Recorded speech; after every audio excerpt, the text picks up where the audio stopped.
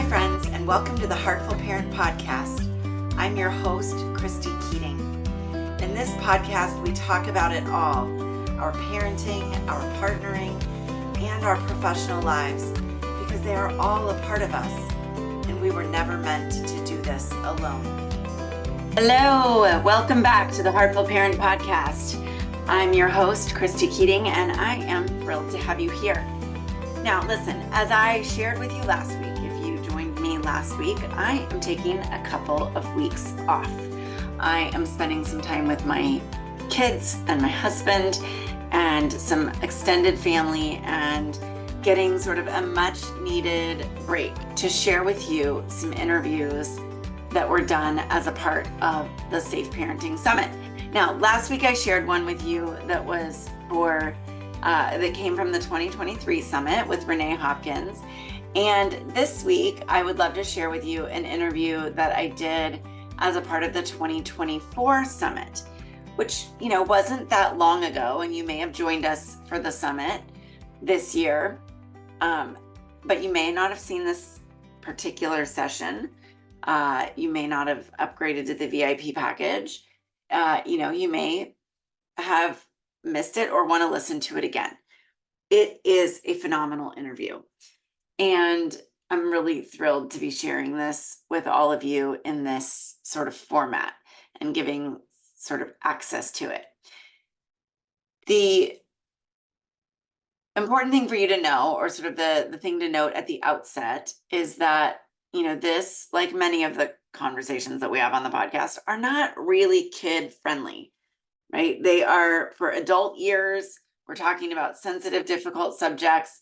And I would prefer that you listen to this with your earbuds in or at a time when your kids aren't with you so that you can digest and learn the information. And then you can be the one to deliver this information to your kids.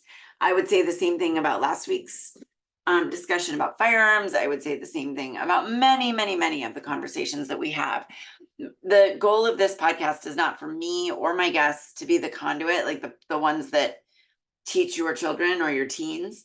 I want you to be the conduit, right? I want you to listen in, learn, grow, digest what you hear on the podcast, and then you be the one that puts that into action. And if that calls for a conversation with your child or your teen, you are the best person to be having that conversation.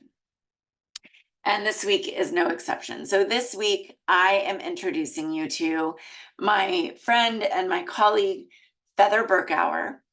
Feather is just a really special person who has dedicated her entire life, adult working life, to protecting kids.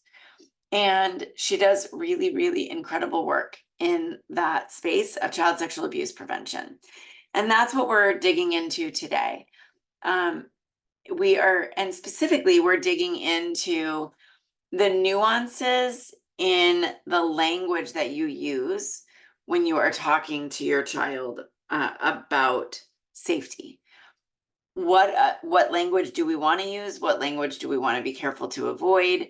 And why? And Feather does just a really brilliant job at explaining and breaking it down and making it really simple for us.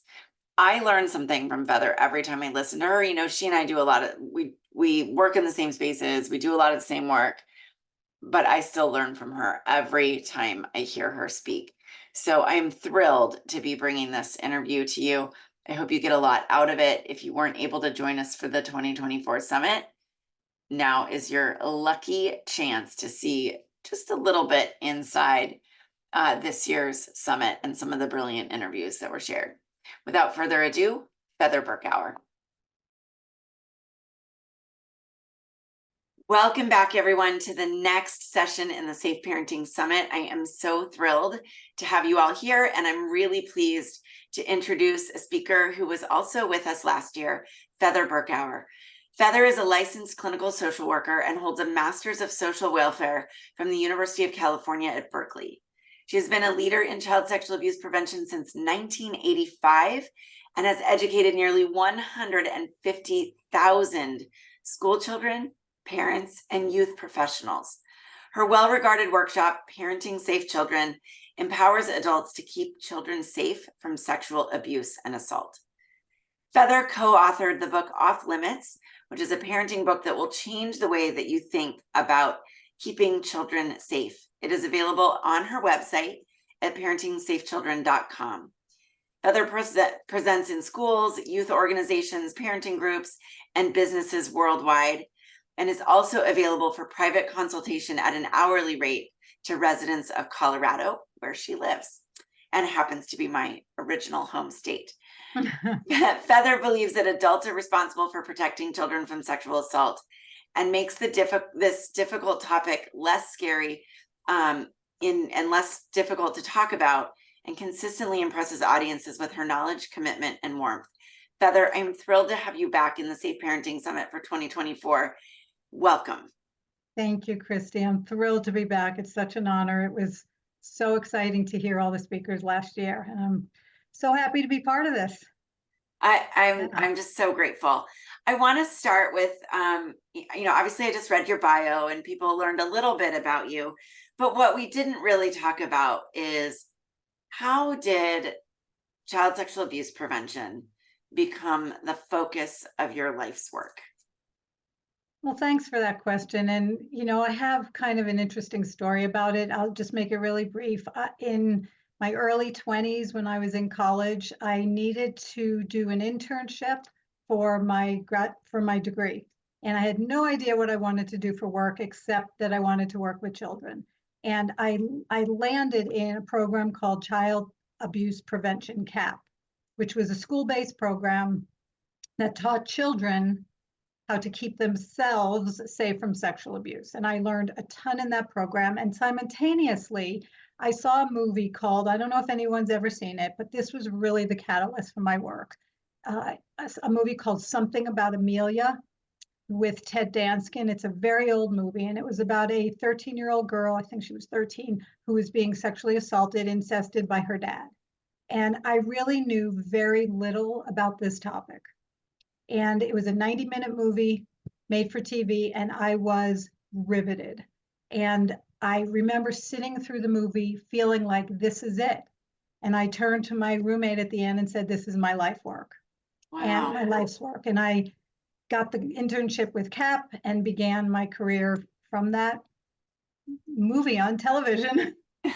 Yeah. Feather, I've heard you tell that story before, and it kind of gives me chills every time you tell it, that there's this one sort of formative moment that you're like, this is it, this is what I want to do, which not many of us have in our professional lives.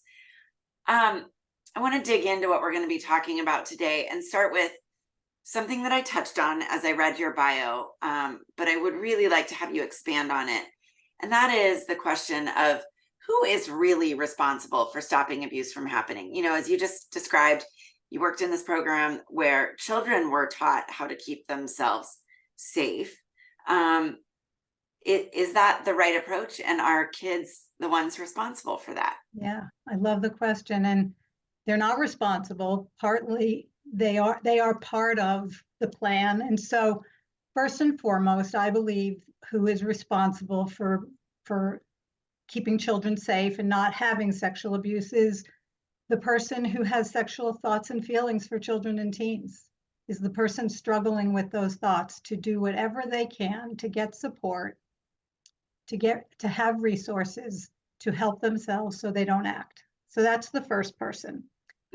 Second, I think society is responsible for removing the stigma of someone looking for help and being able to talk about this issue so we can help people so they never act on those thoughts and feelings. And then adults are responsible for protecting children from sex abuse, that children can learn protection skills, which we're going to talk about today. I think that's our topic today. They can and they should learn those skills.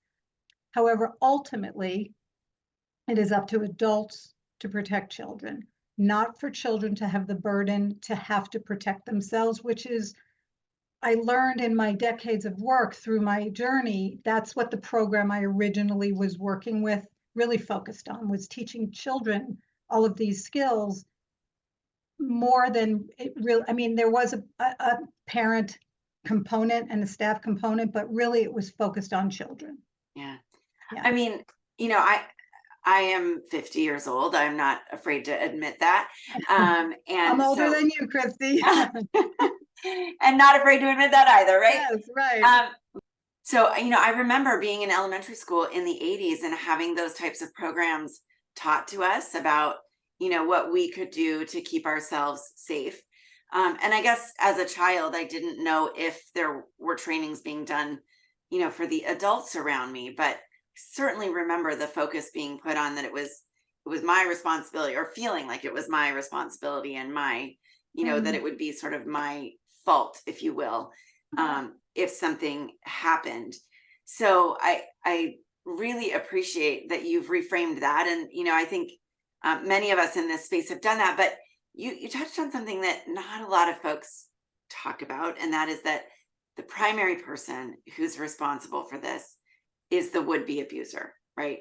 And that and coupled with that, the importance of removing the stigma of getting help for that, because there is help available. We just don't talk about it very much. And I know Right. that's not the focus of what you and I are talking about today, but I just think Right. it's an important thing to kind of point out. It's so important, because if we can stop people who have these inclinations and these thoughts and feelings, which can happen, and I know we're not doing that today, maybe another time we should talk about that, but Yeah. then we don't have to do all this prevention work. That's really the top tier. So, Yes. yeah. Yes. And since we have not yet reached the place where that's, being managed Right. well, we do still need to do the prevention work. So if we come to that third prong, I think, you said it's the abuser, then it's society, and then it's adults. So if it is the safe adults who need to be responsible, and we're sort of touching on the adults in all three of those pillars, if you will, then why do we need to talk with our children at all? I mean, that may seem like an Yeah. obvious question, but Yeah. it kind of, I think it's important to address. Why should we be It talking to is. them? Yeah, it is important. And, adults, meaning parents, caregivers, youth organization leaders, all of us, we can be doing everything we can to create environments for children that minimize risk, to create environments of zero tolerance, to be speaking with caregivers, which is the other piece of my work, is helping parents be able to speak with caregivers to minimize risk, about body safety, to minimize risk. We can be doing all of this, and this can still happen. So it's really important to include children, to give them information and give them skills about what they have the right to do, what they have the permission to do if faced with a compromising, unsafe situation. To give them the skills, to give them the awareness, to give them the knowledge, not the burden, but to inform them, just like we inform them about being safe on a bicycle, or walking on ice, like not to step on ice. Right now, it's very icy out where I live, so I'm like constantly careful right now. Whatever safety measure that you discuss with your children, body safety is no different. And I think that's why we don't burden them with this, but we include them in this. And so many survivors say, excuse me, that they didn't even know that what was happening to them was wrong or abuse. So we need to help children recognize if something's happening. Yes. Yeah. I love that you used a phrase, knowledge, but not responsibility. And I just love that sort of framing of it. So, my guess is that folks watching who are saying, yeah, okay, I get it. We need to talk to our children.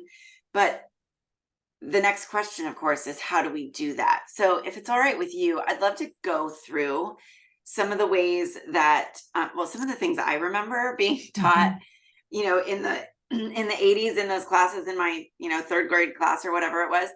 And that I think many parents have probably heard, said, or have maybe said to their children. I'd love to go through some of those with you and have you talk to us about whether or not those are effective or not. Okay, great. So And Christy, I was probably one of the people teaching you in your classrooms. you might have Maybe I been. was. Yeah. You might Okay, have been. It let's is dive entirely possible. in. Yeah. So the first one that we hear a lot is sort of, you know, you should tell your children to just say no, Right. which of course we also hear that in other contexts. You know, I grew up in the just say no era of, you know, drugs and alcohol. Um, so when we teach our children to say no to an older child or an adult who is abusing them, is that a good technique? Does it work? If not, Right. why not? And what should we do instead? Right. I love this. So I call this like the nuances in language with children. And we're really coming from in educating children, we're really coming from, or I am, a perspective here, and I know you share this, of reducing shame and blame. Okay, Yes. so we know we need to educate children about body safety, body autonomy, this topic of sexual abuse. So typical language usually is something like, if someone touches the private areas of your body or asks you to touch theirs or show you pictures of naked of people, etc., say no.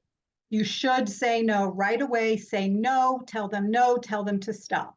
Mm-hmm. And while it's important to teach children these kinds of refusal skills, the language is where I have some advice, actually. We Okay. know that most children don't say no when being sexually abused. We know that. So I think it's important to give skills to children and education consistent with the crime. And children don't say no. This is usually an authority figure. It's someone they love. It's often in their family. It's someone who has power over them. It's someone they're dependent on. And we know that during trauma, often we freeze, Mm-hmm. right? Even as adults, we wish later we said something. So the Right. reality is they don't say no most of the time. Even offenders I've worked with tell me that most kids would never say no to them. Right. So if that's true, then I believe we need to shift just a little bit the language, because if we teach a child you should say no, and then they are sexually touched and they didn't say no, who do they blame?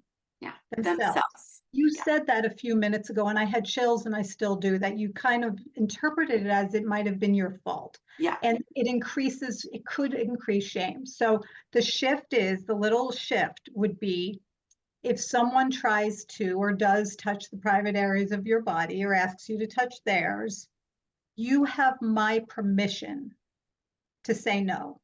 You are Mm. allowed to. You have the right to say no. You have the right to do anything you can to be safe. But instead of you should, and that's just the shift, you're allowed. And if you can't say no because you're too afraid, I understand. It's hard to say no to people, Yes. and it's not your fault. And I love you, and we can talk about it.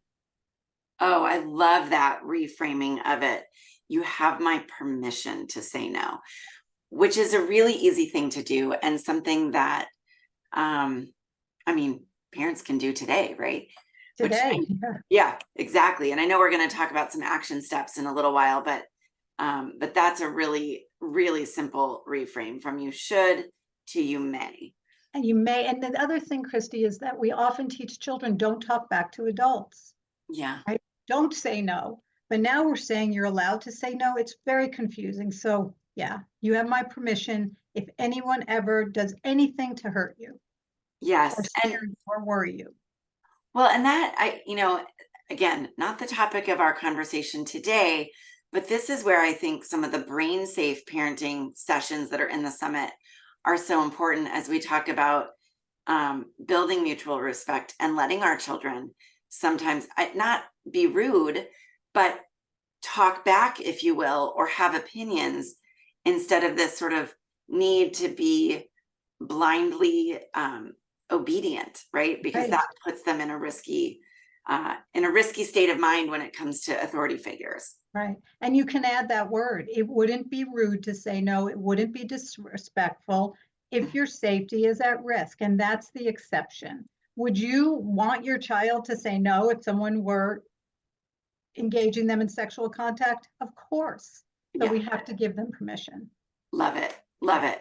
Okay. The other thing that I think parents sometimes tell their children is uh, you should just run away. Like if Right. somebody tries to do that, run to the other room, run to another adult, just run away. Let's talk about that one a little bit. Does Okay. it work? Why not? And what should we do instead?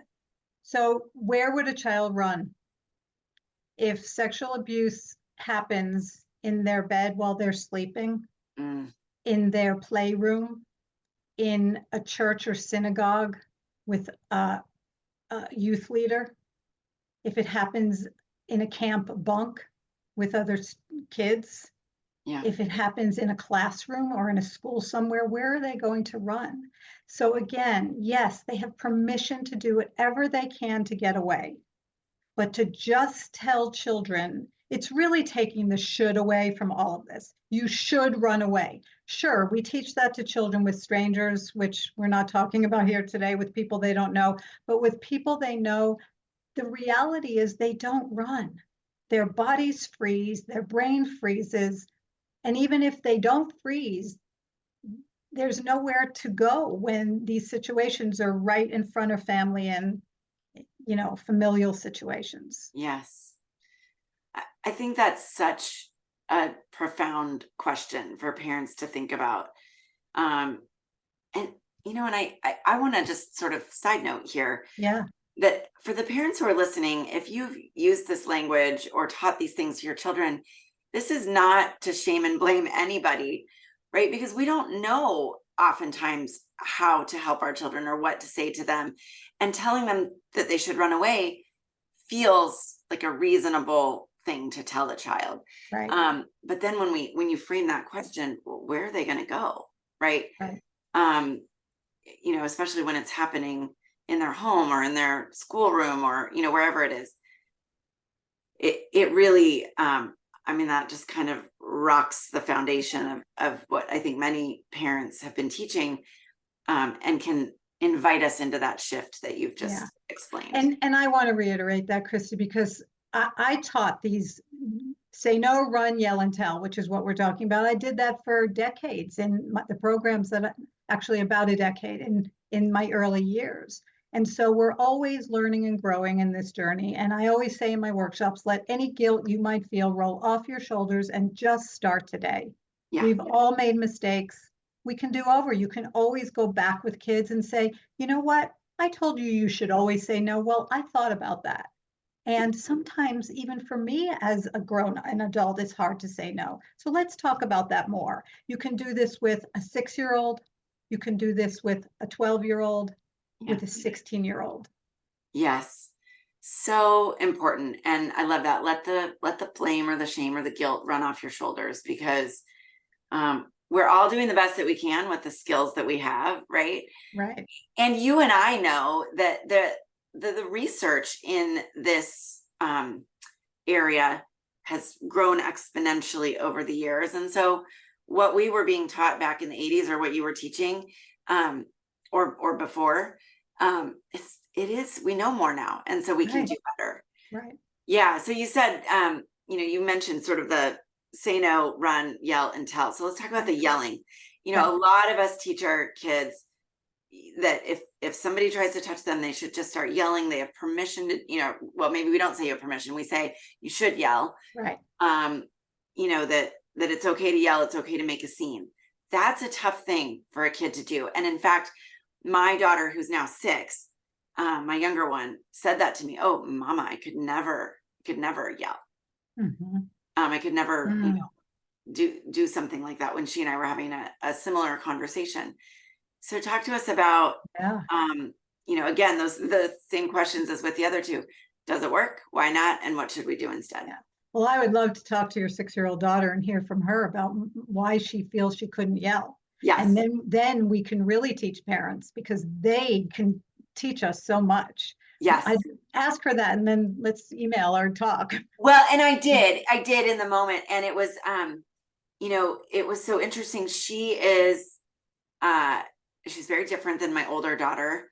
Like my older daughter I worry less about her, frankly, because she's very strong in her own voice. And my younger one is, she's just a like this happy-go-lucky kid that wants to get along with everybody. And I think she loves to make everybody happy. Yep.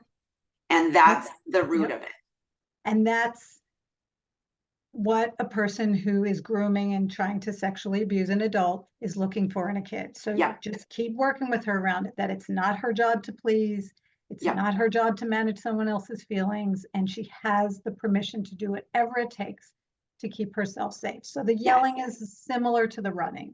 How is a child going to yell in their bedroom if it's daddy or uncle or brother or sister or auntie, whoever it is who might be the perpetrator, who's touching the child, and they're going to yell so the rest of the family can hear, or in the middle of the night, or yell in their classroom? It's not the reality. Kids don't do that. So again, we teach them, you can do anything. You can yell. You can move away. You can talk to me later about this if you can't yell. So we're just taking the burden and this heavy weight away from them, knowing that that's not how kids respond in these trauma situations. Yeah. I love that. I love that. And we have had conversations like that with my younger one. And it was funny, my older daughter sort of overheard part of the conversation and came in into the room and started practicing yelling with my younger daughter. And that's great. That's a great skill. And we used to do that at CAP in the program I taught. We'd have kids go around the room and yell, and they can do that in a role play. Yeah. But like if we think of ourselves in a situation where we feel up against the wall, we can't even do that. Yeah, 100%. Yeah. Yes, so important reframing. Okay, what about you know, we talk a lot about, or I should say, I think many of us in the prevention space talk a lot about the dangerousness of secrets, of teaching children not to keep secrets. And I'll say I have often talked about the importance of like, surprises are great. Surprises are things that make people happy that we tell eventually. But grown-ups shouldn't be asking you to keep secrets. But when we're telling kids don't keep secrets for grown-ups, or for anyone, I guess, because older children, other children can also be the perpetrators. Is that an effective tool? Yeah. And if not, what should we be doing instead? So let's combine teaching children to tell, you should tell, with secrets, okay? Because they kind of go together. So typically we say to children, if someone touches your body in an unsafe way, your private parts, etc., you should tell right away. I hear this language in almost every program. You should tell straight away. You should tell right away. The reality is, Christy, most children never tell. While it's happening. Some never tell. Research shows into their 40s and 50s. Sometimes if they will. So if we know that children most of the time don't tell, they have so much to lose and the threats are enormous. I'll kill you, I'll hurt you, I won't love you, your mommy will be mad, all of that. So if we know they don't tell, they don't tell, then instead of saying to them, you should tell, once again, you have the right to come to me. I will believe you no matter what. I'll love you. I will listen. And we will talk about this. And I know it's hard to tell things that are scary. If you were too afraid to tell, it's never too late. You could tell tomorrow. You can tell next week. And it's not like I've had people say to me, well, Feather, aren't we giving them permission to not tell?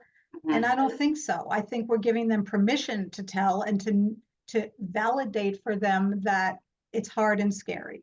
So that's if they're in that language. And then with you should tell comes you should never keep a secret. And you are right. It's super important to talk about surprises versus secrets. That surprises are things we learn about, like the present coming up for the holidays or birthdays, etc. And secrets are something that someone asks you never, ever to tell. With older children, the concept is confidentiality. And you can talk about when it's okay to keep something confident with your friends or your family and when it's not. But the shift here in the language, I think, is instead of you should never keep a secret, to shift that to say secrets aren't safe for children to keep. Mm, Because if you keep secrets from me, then I can't do my best to keep you safe and to help you.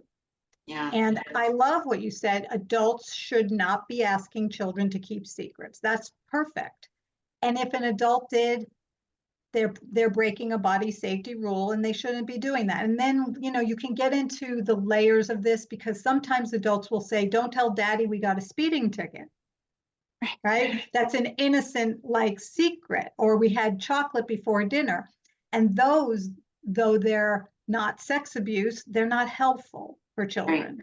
right. So there's the shift again, is we keep surprises in our family. Secrets aren't safe instead of never keep a secret, because a child probably will keep sex abuse a secret. And then the Yes, blame is there once again. yes. I just want to I'm going to tell a really brief story Yeah. that kind of highlights one of the things that you were saying, which is, we know, and the research shows that unfortunately, even with under the best of circumstances, most children don't tell when something happens to them. And, a number of years ago when I was working as a prosecutor, and we were in the middle of jury selection on a child sexual abuse case. And it is really important that we make sure jurors can be fair and impartial and can handle the case that they're going to be hearing. And we had a juror who was in, I'm going to say, her 50s or 60s, who revealed for the first time ever, because she was under oath, that she had been sexually abused as a child. Now, that is clearly not the setting that we want anyone to have to reveal that information or tell for the first time. But it was such a profound moment for me, because I thought, oh my, well, first of all, she clearly took her oath really seriously, and was incredibly honest. But I just thought, my goodness, this is somebody who's carried this for so many years. And there may be parents watching today who are carrying that burden or did for many years. And so I love the way that you're talking about this, because I do think that it at least opens the possibility for a child to be more likely to tell. Right. If we give them space and room to do that when they are able to. Right. More likely to tell. And if they don't right away, that they're not, they remember what we tell them, right? They're so literal. So if we say, always tell, and then they don't, that's sitting with them as much as the offense that happened to them. Yes. Yeah. So it's all about they're already holding a burden, and dealing with that. So let's take some of that off of them. Yes. Yeah. So, sort of coupled with this, the telling and the keeping secrets, is it a good idea for parents to say to their children, we don't keep secrets in our family? I've taught that forever, and I'm really moving away from that, because they do keep secrets in their family.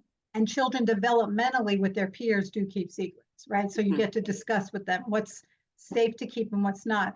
So rather, instead of we don't keep secrets in our family, I like secrets are not safe to keep. We keep surprises in our family. You could say we do our best not to keep secrets, but sometimes if I always like to add exceptions on. If you say we don't keep secrets in our family, and then and there's no perfect script for this, right? Then you follow it with, but if you ever did, I love you, and we can talk about it, and it's not your fault. And I'd want to know why you kept the secret, and you're not in trouble, over and over and over, because that's why children don't tell. There's many reasons, but that's one of them. They are so afraid they're in trouble. Yes. Especially when they learned all these body safety rules. And now it happened and they think they should have prevented it. You started today, Christy. It gave me chills when saying that in this school classroom, you were taught these skills and then you thought, well, if this happens, it's my fault. I just feel sick, really, thinking that I was part of that for all my early years, but it's what I was taught and what I knew. And now I'm doing something different. Well, that's right. And I certainly did not tell that story to make anybody feel bad. But no, it's real. It's real. And I think There are probably others watching who remember that. And, I sort of felt like it was my burden. Um, and so but I talk about this in every aspect of the work that I do, whether we're talking about yelling at our kids or, talking about child sexual abuse prevention. We are always learning as Mhm, parents and as professionals, right? mhm. We are, and I truly believe that we are all doing the best that we can with the information that we have. And there was a time when all of these things were best practices, right? That's what we believed were best Right. practices. And we now know differently. And I love that you are here to share those nuances and those differences with us today, so that everyone who's watching can say, okay, so I didn't get this right. I did the best that I could with the information that I had, and now I know how I Right. can how I can shift that. Yeah. I want to, as you know, I love to wrap up our summit interviews with this question, because we are all here. As I just said, we're all here to continue learning and growing and making some changes. Um, for those parents who want to take action immediately, obviously there's making changes with the language that we've talked about today. Maybe one of the things, but what are 3 key action steps or strategies that parents could take today, this week, this month, when it comes to talking to their children about abuse prevention? So let's see. I think the first is, and this is regardless of the age of your child, this is for young children and teens, is to look for teachable moments, because kids provide those regularly with young children, toileting, with and bath time and story time, when reading books to them. So look for those teachable moments to weave in these concepts around body safety. With older kids, teachable moments often come with news stories, with news events, going off to parties, sleepovers, even off to college. I mean, this conversation never ends. You can Right. speak with your older teen, your young adult going off into the world. So look for those teachable moments and optimize the conversation. Those you can do today, probably. Yes. Love Yeah. it. Another I would say is I always recommend to parents, especially of young children, to have ample books in their home library. And you can see probably some of them I have here. There are so many children's books to be reading regularly, to make abuse prevention, body safety, whatever word you want to use for it, a priority in your home, just like all the other safety measures. So to regularly read books, have your child pick the book and keep the conversation alive through books. Along with books is a great website called amaze.org. Yes. You probably know it, where you can get on and watch videos with your children and your teens. I mean, they might want to watch themselves, but any topic you want to learn about: puberty, menstruation, sex abuse, pornography, on and on. There's lots of topics. So use books and resources like Yeah. that. And then I would say just to have ongoing conversations, today, next week, not this one-time conversation you have about sex or about body safety or about whatever it is, that it's a um, continual conversation, and find games to play or conversation openers. Like, I'll just give 2 examples. The what if game. What if you were at a party and someone offered you this drink and you really didn't want, but the pressure were there, and then wanted to go in the bedroom? Or what if you were at your friend's house and they wanted to take clothes off and run around the backyard and wiggle penises? Depending on the age of the child, what could Right. you do? What could you say? And you're giving assertive skills, not burden, again, but the skills. Yes. So the Yeah. what if game. And the other game I love with kids, teens or young, is the highs and lows, or the rose and the thorn. People have different names for it. What was Yeah. your favorite part of the day? Yeah. Maybe did you have an unfavorite part of your day? And then share yours appropriately, so they're hearing about you and your life and helping open up conversations. Yeah. I love that. My kids love to play what was your peach and what was your pit for the Oh, day. I've never heard that one. Yeah. That's Yeah. I had neither. One of them came home with it and we started using that because it just kind of kind of resonated. And I, like you, I love that, the what if game. And it can be, you can make it, you can intersperse serious questions with kind of Right. silly ones to make it not feel scary or like, Right. yeah. And they don't have to be body safety questions. They can be, what if you were lost in a store? Right. What if you got separated at a carnival? Whatever, weave in lots. And the other resources, I don't know if we were going to mention this, but I do workshops, in-depth workshops on all of these topics. So come to my workshop. Yes. Well, and that's what I was actually just going to ask, Feather, is what is the best place or the best way for people to find you and your work? Well, you can go to my website, parentingsafechildren.com. I have a calendar there of the live Zoom workshops, so people from all over the world can attend. My book's on there, my cards are on there. Just the website is great, Instagram, Facebook, etc. But the website. And also just to mention, because we talked about this in the beginning, on my resource page, I do have resources for anyone who might be having sexual thoughts or feelings or inclinations for children or teens. There are resources.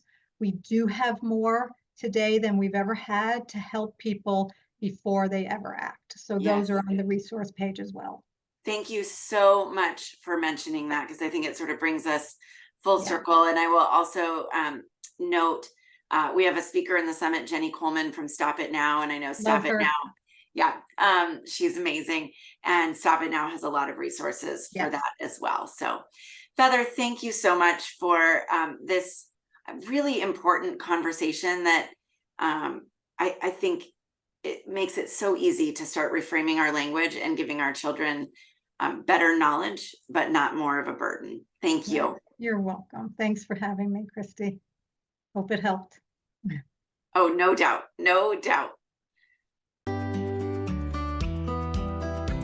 All right, y'all, isn't Feather amazing? Like, she just does such a good job of, as I said in the intro, like breaking things down, making it simple, making it digestible, and really explaining why we do things in a certain way. I so appreciate Feather. Now, if you enjoyed this conversation and you're like, wow, the 2024 summit had some good stuff and I missed it, it is not too late. You can still get all of the interviews from the 2024 summit by going to thesafeparentingsummit.com. And if you scroll down just a little bit on that page, you'll see a big orange button that says Access the 2024 Summit Now. Click that button and you can get access to all of the interviews that we hosted for a really incredible price of only $67. And you can actually also, you'll be given the opportunity to add on all the amazing interviews from 2023, which last week I shared with you one of those. So it is not too late to get access to all of these incredible interviews that I will not normally air here on the podcast.